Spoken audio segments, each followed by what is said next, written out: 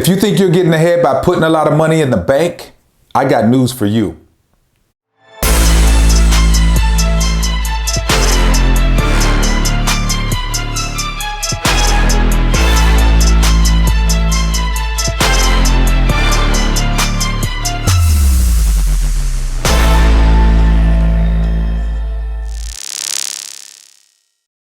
What's up, everybody? Welcome to the Achieve Financial Coaching channel, where we believe in breaking the chains of debt and talking about all things related to personal finance.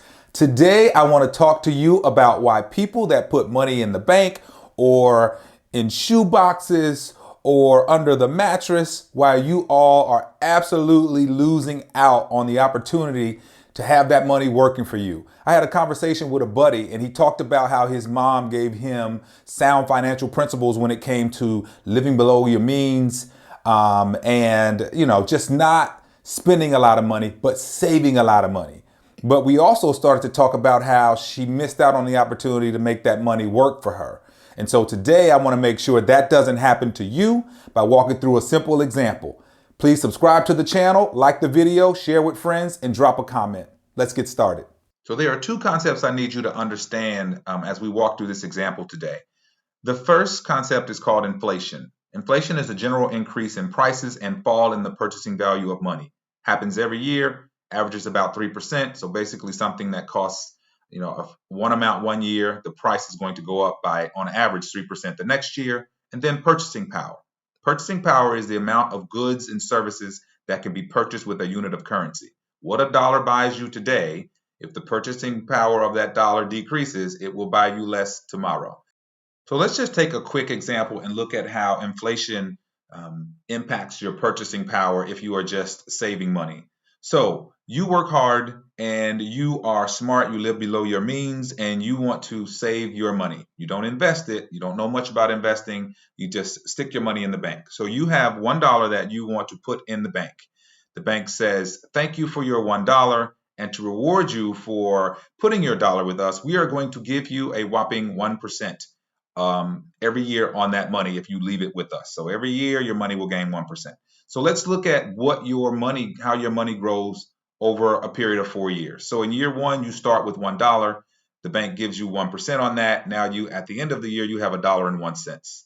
Year two, you now have $1.01 starting. Remember, you made 1 cent in the last year.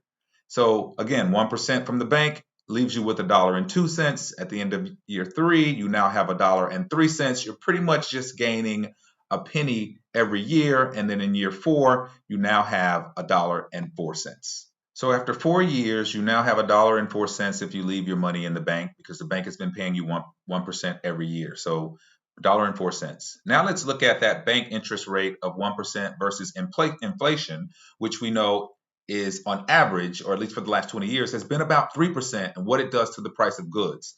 And what I want you to understand and think about is how if you're only saving money, right, and not investing, how in reality what happens is that interest rate is not even, that the bank is giving you, is not even keeping up with inflation. So you're actually losing purchasing power every year. And this is why I say savers are losers. So if we look at this comparison, in year one, remember the bank gave you 1%, you had $1.01 after you started with a balance of $1, right? Well, let's use this example and talk about maybe the cost of bread, right? Let's use bread as the example. And so bread costs $1 at the beginning of year one. So at the beginning of year one, you can actually buy that bread. You can afford it.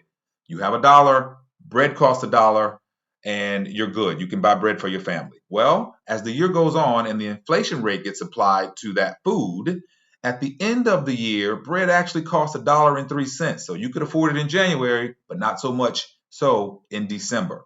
So let's just look at what happens over the years. Remember, you're only gaining about a penny a year from your bank interest, but that 3% keeps getting applied to the cost of bread every year. So at the beginning of year two, bread costs $1.03. You apply that 3% inflation rate, it's $1.06 now. So your purchasing power is just dwindling. You're not even keeping up with inflation. Again, this is why savers are losers. You can't even keep up with the cost of bread or everyday elements by sticking your money in the bank. Then at the end of year three, bread is $1.09. You have $1.03. And by the end of year four, bread costs $1.12. And you, in your bank account, your nice savings account, you have $1.04. So bread and inflation being applied to the cost of bread has outpaced what the bank is doing for you. And remember, most banks aren't even giving 1%.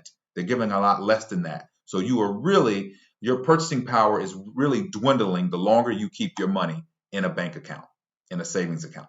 I hope after walking through that example, you understand what I mean when I say savers are losers. You are losing the opportunity to have that money work for you.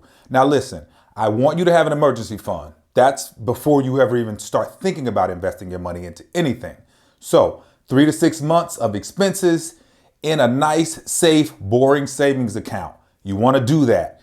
After you have done that though, and after you have no consumer debt, maybe all you have is a mortgage, you want to then make sure you are putting your money in places that will grow and work for you. You're putting it in the market, you're putting it in real estate, maybe you're building a business. Take your choice, but you have to do something with your money so that it beats inflation every year, or you lose the spending power that your dollars can have. Remember this, you can achieve much greater things than where you are today if you're willing to put in the work. Conceive it, believe it, and achieve it. I'll see you next time.